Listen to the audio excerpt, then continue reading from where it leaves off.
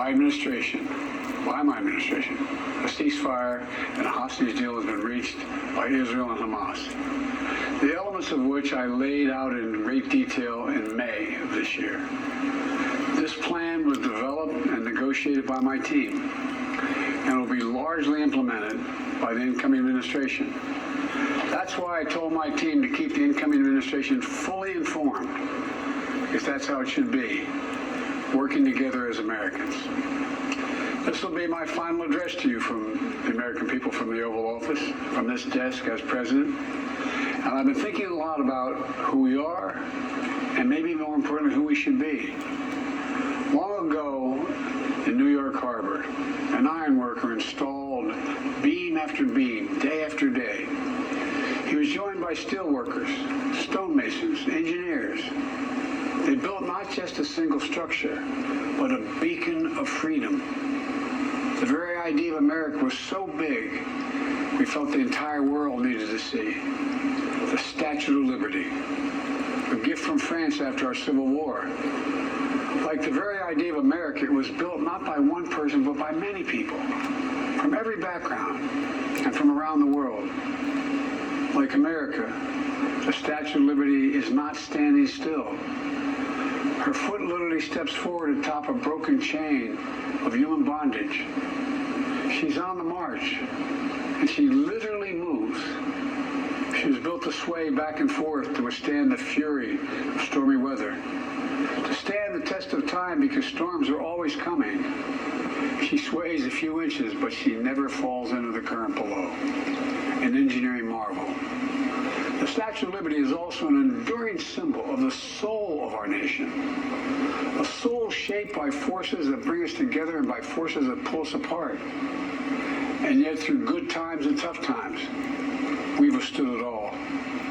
A nation of pioneers and explorers, of dreamers and doers, of ancestors native to this land, of ancestors who came by force, a nation of immigrants who came to build a better life, a nation holding the torch of the most powerful idea ever in the history of the world, that all of us are created equal, that all of us deserve to be treated with dignity, justice, and fairness, that democracy must defend and be defined and be imposed, moved in every way possible. Our rights, our freedoms, our dreams. But we know the idea of America, our institution, our people, our values that uphold it are constantly being tested. Ongoing debates about power and the exercise of power. But whether we lead by the example of our power or the power of our example, whether we show the courage to stand up to the abuse of power or we yield to it.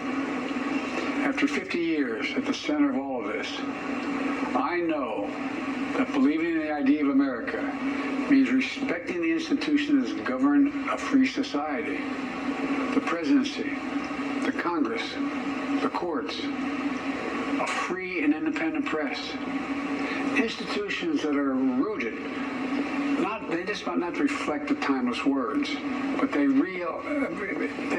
echo the words of the Declaration of Independence. We hold these truths to be self-evident. Rooted in the timeless words of the Constitution, we the people.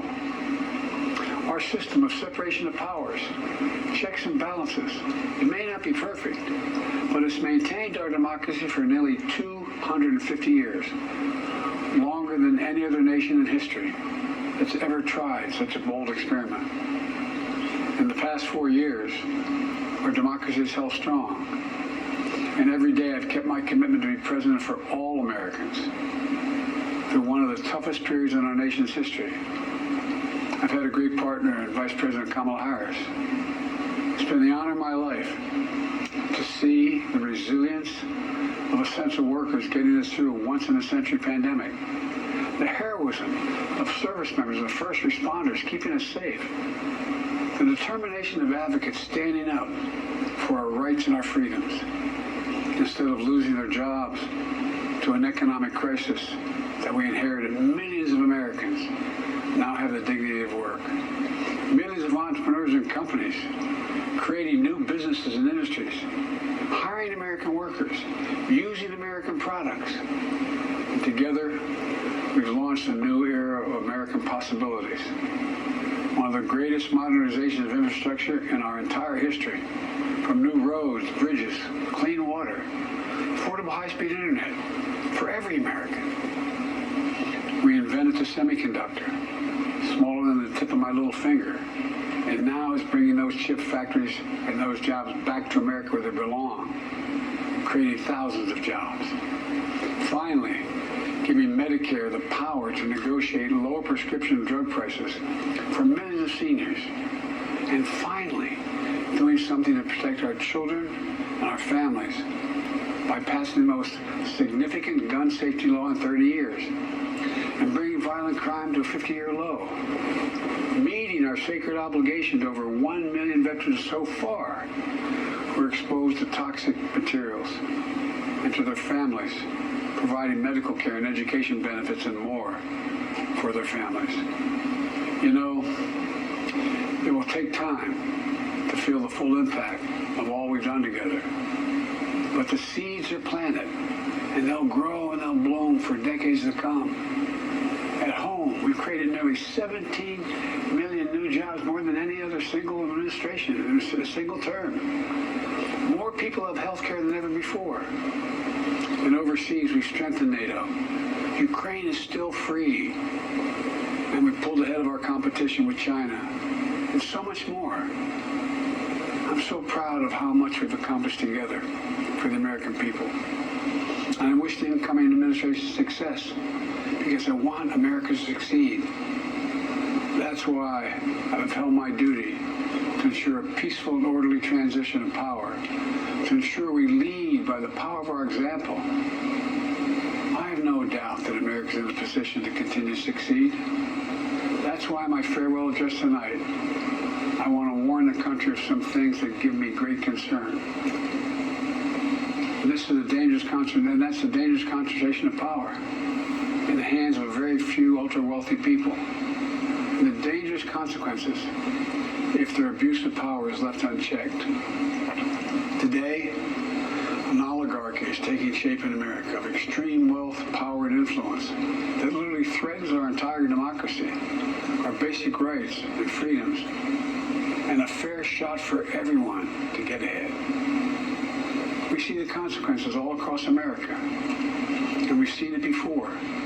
More than a century ago, but the American people stood up to the robber barons back then and busted the trusts. They didn't punish the wealthy. Just made the wealthy play by the rules everybody else had to. Workers want rights to earn their fair share. You know, they were dealt into the deal, and it helped put us on a path to building the largest middle class, the most prosperous century any nation in the world has ever seen. And we've got to do that again. In the last 4 years, that is exactly what we've done.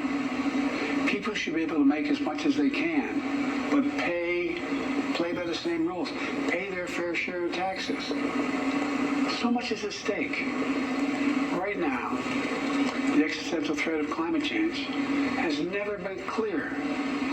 Just look across the country, from California to North Carolina. That's why I signed the most significant climate and clean energy law ever in the history of the world, and the rest of the world is trying to model it now. It's working, creating jobs and industries of the future. You know, we've proven we don't have to choose between protecting the environment and growing the economy. We're doing both. But powerful forces want to wield their unchecked influence to eliminate the steps we've taken to tackle the climate crisis, to serve their own interest for power and profit. We must not be bullied into sacrificing the future of our children and our grandchildren.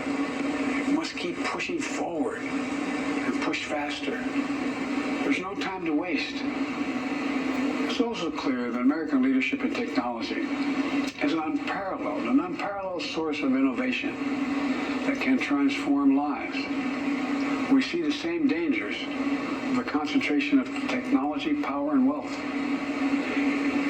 his farewell address, President Eisenhower spoke of the dangers of the military-industrial complex. He warned us then about, and I quote, the potential for the disastrous rise of misplaced power, end of quote. 6 decades later, I'm equally concerned about the potential rise of a tech-industrial complex that could pose real dangers for our country as well. Americans are being buried under an avalanche of misinformation and disinformation, enabling the abuse of power. The free press is crumbling. Editors are disappearing. Social media is giving up on fact-checking. The truth is smothered by lies told for power and for profit. We must hold the social platforms accountable to protect our children, our families, and our very democracy from the abuse of power. Meanwhile, artificial intelligence is the most consequential technology of our time, perhaps of all time. Nothing offers more profound possibilities and risks for our economy and our security, our society, for humanity. Artificial intelligence even has the potential to help us answer my call to end cancer as we know it. But unless safeguards are in place, AI can spawn new threats to our rights, our way of life, to our privacy, how we work, and how we protect our nation. We must make sure AI is safe and trustworthy and good for all humankind. In the age of AI, it's more important than ever that the people must govern. And as the land of liberty, America, not China, must lead the world in the development of AI. You know, in the years ahead, it'll help to be, it should be up to the presidency, the Congress, the courts, the free press, and the American people to confront these powerful forces. We must reform the tax code, not by giving the biggest tax cuts to billionaires, but by making them begin to pay their fair share. We need to get dark money. That's that hidden funding behind too many campaign contributions. We need to get it out of our politics. We need to enact an 18-year term limit, time and term, for the strongest ethics reforms for our Supreme Court. We need to ban members of Congress from trading stock while they're in the Congress. We need to amend the Constitution to make clear that no president is immune from crimes that he or she commits while in office. The president's power is not limited. It's not absolute, and it shouldn't be. And in a democracy, there's another danger to the concentration of power and wealth. It erodes a sense of unity and common purpose. It causes distrust and division. Participating in our democracy becomes exhausting and even disillusioning. And people don't feel like they have a fair shot. We have to stay engaged in the process. I know it's frustrating. A fair shot is what makes America, America. Everyone's entitled to a fair shot. Not a guarantee, but just a fair shot. An even playing field. Going as far as your hard work and talent can take you. We can never lose that essential truth, remain who we are. I've always believed, and I've told other world leaders, America can be defined by one word: possibilities. Only in America do we believe anything is possible. Like a kid with a stutter from modest beginnings in Scranton, Pennsylvania, and Claremont, Delaware, sitting behind this desk in the Oval Office as President of the United States. That's the magic of America. It's all around us. Upstairs in the residence of the White House, I've walked by a painting of the Statue of Liberty I don't know how many times.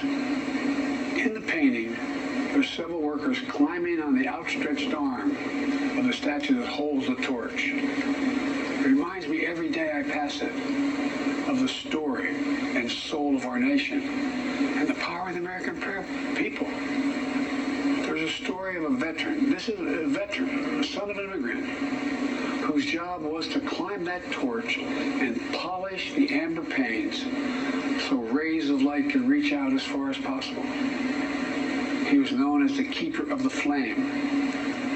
He once said of the Statue of Liberty, quote, speaks a silent universal language, one of hope, that anyone who seeks and speaks freedom can understand.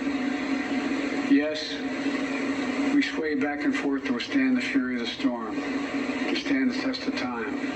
A constant struggle, a short distance between peril and possibility.